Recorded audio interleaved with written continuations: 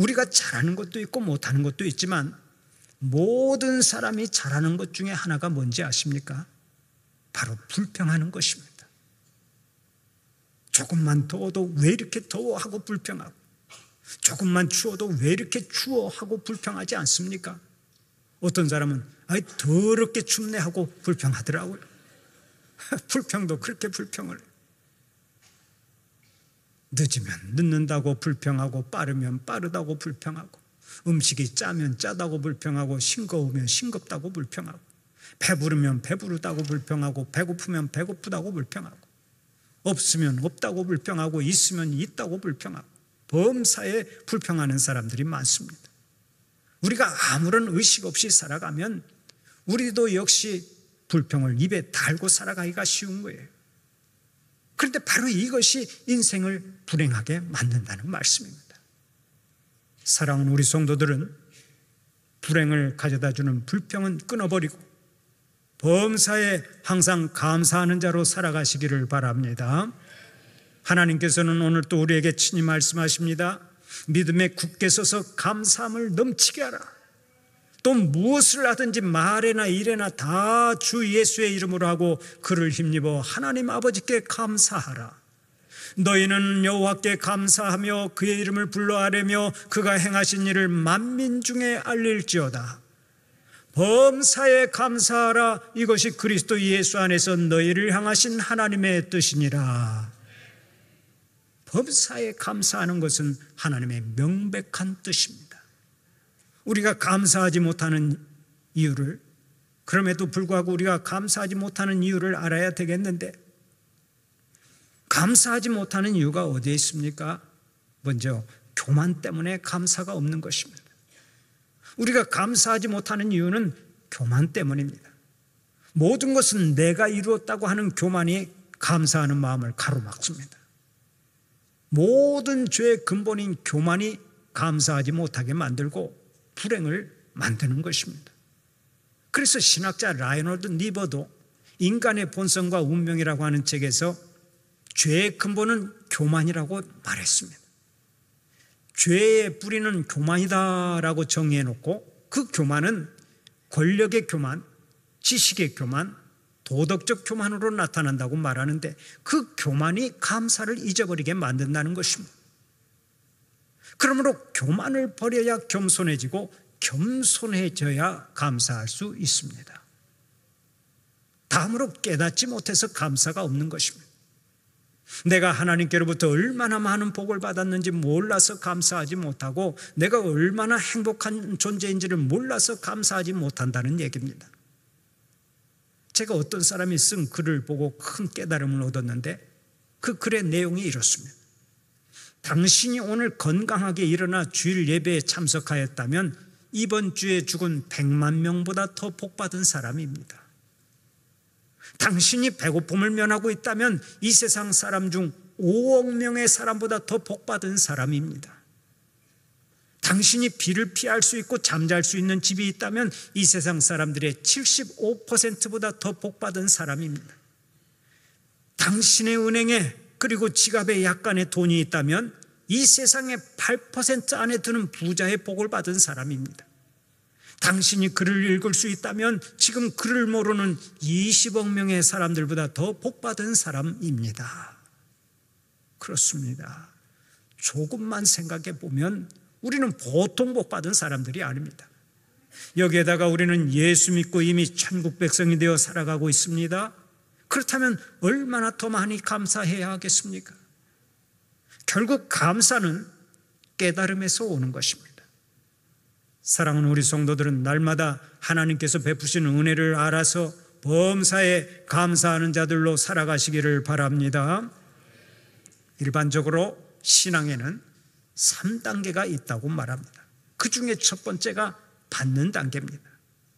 받는 단계는 교회 나온 지 6개월에서 1년 정도 되는 초신자 때를 말합니다. 이때는 하나님께 기도하면 아주 응답을 잘 받습니다. 기본적으로 구원을 받고 또 때를 따라 은혜를 많이 받습니다. 그래서 첫 번째 단계는 축복의 단계라고 말하기도 합니다. 그러다가 신앙이 조금 성숙해져서 하나님이 베풀어 주신 복에 감사하는 단계에 이르게 되는데, 이때를 가리켜서 감사의 단계라고 말합니다. 하나님께서 베풀어 주신 은혜에 감사하는데 이것도 감사하고 저것도 감사하고 범사에 감사하는 단계가 바로 감사의 단계입니다. 그리고 세 번째로는 드리는 단계가 있습니다. 이 단계에 들어서면 말로만 감사하지 않고 몸과 마음과 물질을 드리기 시작합니다. 교회를 섬기기 시작하고 교회를 위해 봉사하면서 하나님께 영광을 돌립니다. 이렇게 하나님의 은혜에 보답하는 성숙한 믿음의 단계에 들어서게 되는데, 이것을 가리켜서 드리는 단계라고 말합니다. 결국 감사가 넘치면 하나님께 몸과 마음과 물질을 드리지 않고는 견딜 수가 없게 되는 것입니다. 그렇다면 감사하는 것 자체가 얼마나 큰 복입니까? 감사는 마치 수증기와 같습니다. 우리가 아는 대로 수증기는 태양이 비치면 하늘로 올라갑니다. 자꾸 위로 올라가고 또 올라갑니다. 그래서 그것이 모이면 구름이 되고, 구름이 모이면 큰 물이 되어 하늘에서 비가 쫙쫙 쏟아집니다. 바로 이것입니다. 우리가 하나님 앞에 쉬지 않고 감사하면 그 감사가 하늘에서 내리는 비처럼 하나님께서 주시는 복이 충만하게 임하는 것입니다. 사랑하는 우리 성도들에게 늘 감사가 넘쳐서 하나님께서 주시는 복이 여름날 장대비처럼 쏟아지기를 간절히 바랍니다.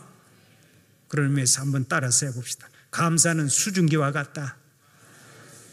감사가 많으면 하나님께서 주시는 복도 장대비처럼 임한다. 아멘입니까? 여러분이 감사하고 감사하면 수증기처럼 그 감사가 하늘로 올라가서 나중에 장대비처럼 복이 임하는 것입니다. 오늘은 맥주 감사 주일입니다. 올해 후반전을 시작하는 첫째 주일이면서 동시에 교회에서는 맥주절로 지키는 날입니다. 맥주절은 성탄절과 부활절, 추수감사절과 함께 교회의 4대 절기에 속하는데, 많은 성도들이 이 맥주절이 무슨 절기입니까? 하고 물으면 빨리 대답을 못합니다. 우리가 사는 이 시대가 농경사회가 아니기 때문입니다. 맥주절이라고 하는 말은 문자 그대로 맥을 추수하는 절기라는 뜻입니다. 여기서 맥은 소맥인 밀과 대맥인 보리를 뜻합니다. 그러므로 밀과 보리를 추수하며 하나님께 감사 예배를 드리는 절기가 맥주 감사절입니다. 다시 말해서 하나님의 돌보심으로 곡식을 거두고 감사하는 절기가 바로 맥주절인데, 오늘날 우리에게 이런 밭에 열매가 없다 할지라도 하나님의 은혜로 자녀를 얻고 건강하게 살고 사업에 성공하고 직장 생활에 성공하고 하나님의 인도하심으로 여기까지 왔다면 우리는 하나님 앞에 크게 감사해야 될 줄로 믿습니다. 하나님은 오늘의 본문 22절에서 맥주절을 지키라고 말씀하고 있습니다. 감사의 절기를 지키라는 말씀입니다. 그런데 하나님께서 명령하신 대로 감사의 절기를 잘 지키기만 하면 하나님께서는 반드시 복을 주신다고 약속하셨습니다. 그 복이 어떤 복입니까? 오늘의 본문 24절을 보면 이렇게 말씀하십니다. 내가 이방 나라들을 내 앞에서 쫓아내고 내 지경을 넓히리니 내가 매년 3번씩 여호와 내 하나님을 뵈려고 올 때에 아무도 내 땅을 탐내지 못하리라. 이 말씀을 보면 3가지 복을 약속하시죠. 오늘은 그 복이 무엇인지 구체적으로 살펴보면서 함께 은혜를 나누고자 합니다. 하나님께 감사하는 자에게는 하나님께서 어떤 복을 주신다고 약속하셨습니까? 첫째로 승리를 주신다고 약속하십니다. 오늘의 본문 24절을 보면 이렇게 말씀하시죠. 내가 이방 나라들을 내 앞에서 쫓아내고, 바로 이 말씀은 승리를 보장해 주신다는 약속입니다. 여기서 이방 나라들이라고 하는 말은 이스라엘 백성이 가나안 땅에 들어가기 전에 이미 그 땅에 정착하고 있던 원주민을 말합니다. 그 당시 가나안 땅에는 모두 7족속이 살고 있었습니다. 그러나 그 땅이 하나님께서 허락하신 땅이기 때문에 이스라엘 백성들은 들어가서 싸워 승리하고 땅을 정복해야 했습니다. 가나안 땅의 원래 주인은 가나안 족속이 아닙니다. 그 땅을 창조하신 하나님이 원주인이십니다. 그래서 하나님이 원하시면 하나님의 택한 백성들에게 얼마든지 주실 수 있는 것입니다. 그 당시에 가나안 족속들은 보통 족속이 아니었습니다. 그들은 네피림의 후손 아낙 자손으로서 전부 다 장대한 거인이고 장사였습니다. 그래서 12명의 정탐꾼 중에 10명은 가나안 땅을 정탐하고 돌아와서 이렇게 말했습니다. 그들에 비하면 우리는 메뚜기같이 작으니 어떻게 싸워서 이기겠느냐? 우리가 쳐들어가면 우리는 그들의 밥이 될 것이다. 소위 말하는 메뚜기 신드롬을 가지고 말했습니다. 자기 자신을 메뚜기같이 초라한 존재로 생각하는 것을 메뚜기 신드롬이라고 하는데, 그들이 이 의식을 가지고 아주 부정적으로 말했던 것입니다. 그러나 2명의 정탐꾼 여호수아와 갈렙은 정반대로 말했죠. 아니다. 우리 하나님께서 함께 하시면 반드시 승리하고 우리는 그 땅에 들어갈 수 있다. 군사적인 면에서는 그 땅을 도저히 점령할 수 없다 할지라도 하나님께서 함께 하시면 할 수 있다고 믿었습니다. 그 결과가 어떻게 되었습니까? 그들의 믿음대로 그들은 가나안 땅을 점령하고 승리의 노래를 부를 수 있었습니다. 하나님 앞에서 감사하고 믿음으로 사는 자들에게 이러한 승리가 있는 줄 믿으시기 바랍니다. 전쟁에서의 승리는 숫자로 판가름 나는 게 아닙니다. 하나님께서 어느 편에 서 계시느냐에 따라 승패가 달라집니다. 하나님께서 10명과 함께 하시면 100명을 쫓아내고, 하나님께서 100명과 함께 하시면 그 100명이 10,000명이라도 쫓아낼 수 있습니다. 하나님께서 함께 하시면 어디서나 기적이 일어납니다. 하나님께서 함께 하시면 어디서나 승리합니다. 하나님께서 함께 하시면 반드시 이기게 되는 것입니다. 하나님께 늘 감사하여 하나님께서 함께 하시는 삶을 살아가고 그로 인해 모든 일에 승리하는 여러분들이 되시기를 바랍니다. 그런 의미에서 우리는 범사에 감사하는 것을 습관화해야 합니다. 조금만 생각해 보면 감사의 조건이 차고 넘쳐나는 거예요.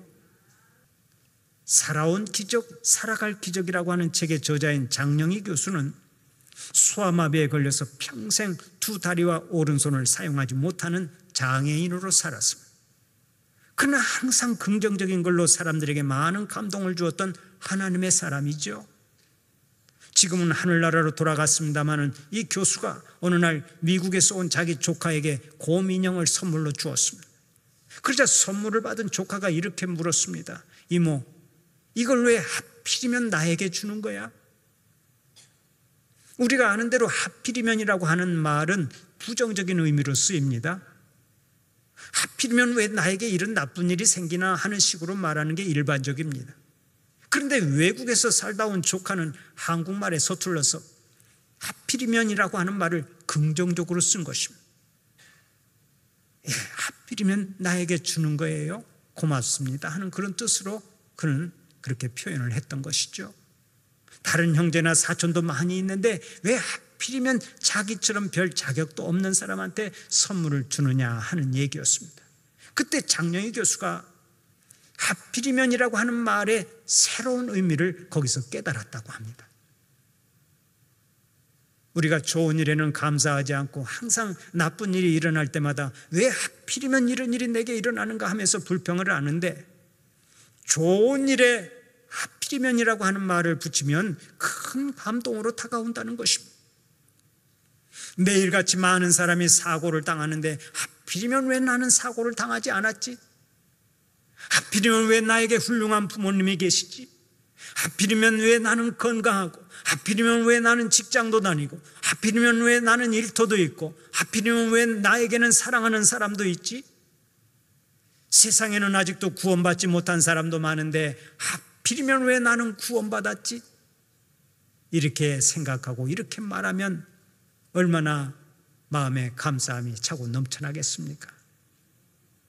평소에 당연하다고 넘겨버렸던 감사거리를 하필이면에 붙여서 생각해 보면 새삼 내가 받은 감사가 얼마나 크고 소중한 것인지 깨닫게 된다는 것입니다. 사랑하는 우리 성도들은 모든 일에 하필이면이라고 하는 단어를 붙여서 항상 감사하는 자들이 되시기를 바랍니다. 사실 제로 인생에서 시작한 것을 생각해 보면 모든 것이 감사한 것뿐이죠. 제로에서 시작했는데 우리가 여기까지 온 것 아닙니까? 제로에서 시작했는데 하나님의 은혜로 생명을 덧입었습니다. 제로에서 시작했는데 하나님의 은혜로 가정을 이루었습니다. 제로에서 시작했는데 하나님의 은혜로 구원을 받았습니다. 그뿐 아닙니다. 옷단벌을 입고 밥 한 끼를 먹는 것이 다 하나님의 은혜입니다. 먹고 마시고 노래하고 말하고 운동하고 일할 수 있는 것이 다 하나님의 은혜입니다. 이 아름다운 세상을 우리가 눈으로 보고 느끼고 즐길 수 있는 것이 하나님의 은혜입니다. 가정을 일구고 사명 감당하고 건강하게 돌아다니는 것도 다 하나님의 은혜입니다. 내 발로 걸어다닌다고 그것이 나의 힘과 능력이라 할 수 있습니까? 그렇지 않습니다. 오늘도 나는 오직 하나님의 은혜로 살아가는 것입니다. 하나님께서 생명 주시고 신선한 공기 주시고 따스한 햇빛 주시고 열매 주시고 건강 주셔서 지금 내가 여기에 있습니다. 우리는 오직 하나님의 은혜로 살아가는 것입니다. 동의하시면 크게 아멘 합시다. 우리는 오직 하나님의 은혜로 살아간다는 말씀입니다. 하나님의 은혜로 여기까지 왔으면 이제 우리는 항상 감사하며 살아야 마땅한 줄로 믿습니다. 영어에서 생각하다의 think와 감사하다의 thank는 그 어원이 같습니다. 생각하다라는 말과 감사하다는 말의 그 뿌리가 같다는 거예요. 무슨 얘기입니까? 인생은 조금만 생각해 보아도 감사하지 않을 수 없다는 것입니다. 그렇습니다. 우리가 생각이 없어서 그렇지 조금만 생각해 보면 감사할 것이 한두 가지가 아닙니다. 셀 수가 없는 것입니다. 그래서 어떤 사람은 이렇게 말했습니다. 이 세상에서 가장 어려운 수학은 하나님께서 베풀어 주신 은혜를 헤아려 보는 것이다 그랬습니다. 그것이 가장 어려운 수학이에요. 셀 수가 없어요.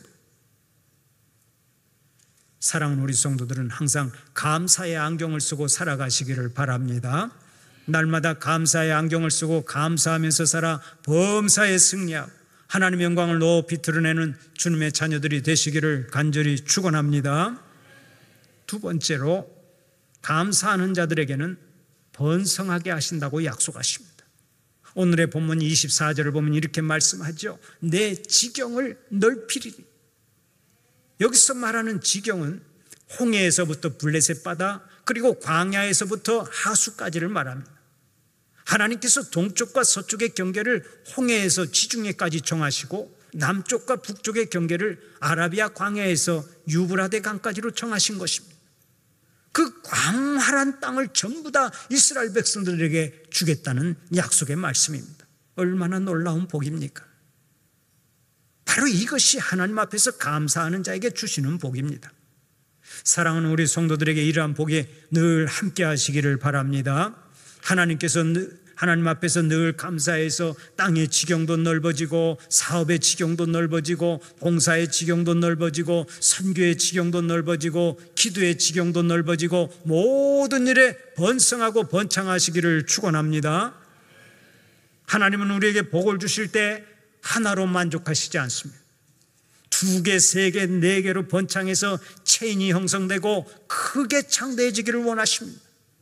그런데 감사하는 사람에게 이 복을 주시고 감사함으로 헌신하는 사람에게 이 복을 주시는 것입니다. 주식회사 무쿠의 김용주 사장은 감사함을 가지고 지경을 넓힌 하나님의 사람입니다. 그가 처음 사업에 뛰어들 때만 해도 그에게는 감사가 없었습니다. 사업가로서의 목표가 전부였습니다. 믿음의 가정에서 자랐지만 사업이 우선이었습니다. 시작한 지 3년 만에 1,000억 원의 매출도 올렸습니다. 하나님을 의지하지 않아도 사업은 잘 되기만 했습니다. 그러나 모든 것이 자신의 능력이라고 생각하며 교만에 빠졌을 때 그는 모든 것을 잃고 말았습니다. 부도를 맞고 말았습니다. 그는 지난날의 교만을 회개하며 하나님 앞에 엎드렸습니다. 그동안 보살펴 주신 하나님의 은혜를 깨닫고 그럼에도 불구하고의 감사를 드리면서 100일 새벽 기도회를 시작했습니다. 그리고서 주식회사 무크가 하나님의 기업이 되게 해달라고 간구하며 하나님께 아름다운 교회를 지어 바치겠다고 서원했습니다. 그러자 그때부터 하나님께서 그의 지경을 넓혀주시기 시작했습니다. 온라인 사업이라고 하는 아이디어를 통해 다시 일어설 수 있는 힘을 주시고 그동안 보지 못했던 지역사회의 복지와 선교사업에 대한 비전을 갖게 하셨습니다. 그뿐 아닙니다. 나중에는 100개 교회를 개척하라 한다고 하는 그런 큰 비전까지 하나님께서 그에게 심어주셨습니다. 하나님께서 평범한 사업가를 지역과 사회, 하나님 나라를 위해 크게 일하는 하나님의 진정한 일꾼으로 만들어 주신 것입니다. 하나님께서는 감사하는 사람들에게는 반드시 더 많은 감사의 조건을 주시는 줄 믿으시기를 바랍니다. 영국의 찰스 스펄전 목사님은 그래서 이런 말을 남기지 않았습니까? 하나님께서는 촛불을 보고 감사하면 전등불을 주시고, 전등불을 보고 감사하면 달빛을 주시고, 달빛을 보고 감사하면 햇빛을 주시고, 햇빛을 보고 감사하면 더 이상 이런 빛이 필요 없는 천국을 주신다. 범사에 감사하고 살아서 하나님께서 예비하신 번성의 복이 차고 넘쳐나시기를 축원합니다. 마지막으로 감사하는 자에게 하나님께서는 보호해 주신다고 약속하십니다. 오늘의 본문 24절 하반절을 보면 하나님께서 이렇게 말씀하시죠. 아무도 내 땅을 탐내지 못하리라. 이스라엘의 성인 남자들은 어느 곳에 살든지 절기 때는 집을 비우고 예루살렘 성전으로 올라갔습니다. 그때 도적이 들거나 적군이 쳐들어와서 재산을 빼앗아 갈 수도 있었습니다. 그런데 하나님께서 그들이 감사 예배를 드리기 위해 집을 비운 동안에는 그 위험을 철저하게 막아주시겠다는 것입니다. 우리가 하나님을 위하면 하나님도 우리를 위하시는 거예요. 우리가 하나님 앞에 감사하면 하나님도 감사할 조건을 더 풍족하게 채워주시는 거예요. 감사함을 가지고 주 앞에 헌신하고 충성하면 하나님께서 내 인생 전체를 책임지시고 나를 보호하시고 나를 지켜주시는 줄 믿으시기 바랍니다. 미국의 환희 제인 크로스비 여사는 앞을 못 보는 시각장애인으로서 무려 9,000여 편에 달하는 찬송시를 쓴 사람입니다. 그녀는 태어난 지 8주 만에 실명을 해서 평생을 시각장애인으로 살았습니다. 그러나 그녀는 96세까지 살면서 한 번도 하나님을 원망하지 않았다고 합니다. 오히려 하나님께 늘 감사하며 주옥같은 찬송시를 써내려갔습니다. 그녀가 8살 때 처음으로 쓴 시가 이렇습니다. 앞을 볼 수는 없지만 나는 얼마나 행복한 아이인가. 이 세상을 살 때 나는 만족스러운 삶을 살리라. 다른 사람이 누릴 수 없는 복들을 나는 얼마나 많이 누리고 있는가. 나는 볼 수 없다고 해서 울거나 한숨 지을 수 없으리라. 또 그렇게 하지도 않으리라. 여러분, 이러한 시를 누가 8살짜리 시각장애인의 시라고 말하겠습니까? 크로스비는 어려서부터 오직 감사로 충만했습니다. 바로 그 감사의 신앙이 9,000편이나 되는 주옥 같은 찬송지를 탄생시킨 것입니다. 우리가 환경에 관계없이 항상 감사함을 가지고 살아가기만 하면 하나님께서 내 인생 전체를 책임지시고 보호하시고 지켜주신다고 약속하셨습니다. 이것이 얼마나 감사한 일입니까?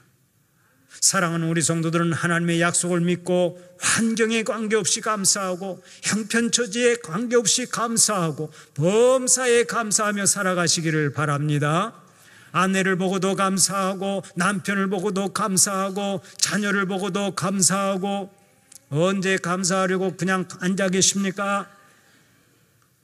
아내를 보고도 감사하고 남편을 보고도 감사하고 자녀를 보고도 감사하고 부모를 보고도 감사하고 직장에서도 감사하고 교회에서도 감사하고 김동문 목사를 보고도 감사하고 모든 성도들 보고 늘 감사하는 여러분들 되시기를 바랍니다. 그렇게 감사하며 살면 우리 하나님께서 예비하신 복이 충만하게 임하게 될 줄로 믿습니다.